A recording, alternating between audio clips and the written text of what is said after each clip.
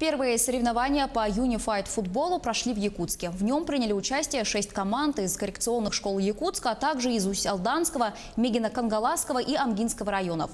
Выявление победителей и призеров соревнований начнется с групповой стадии. Затем команды с наилучшими показателями продолжат борьбу за трофей в стадии плей-офф. Соревнования входят в программу специальной Олимпиады России, общероссийской общественной организации помощи инвалидам с умственной отсталостью. Старт работы регионального отделения организации в Якутии был дан в апреле в Верхоянском районе на горе Киселях. Сегодня мы находимся на мероприятии, которое так называемое Unified соревнования «Объединенный спорт», где принимают участие совместные команды. Участвуют атлеты с особенностями развития и без таких. И они вместе тренируются и вместе выступают. Это позволяет объединить наши усилия. Это позволяет ребятам рассказывать, стать друзьями и это передавать в общество в целом.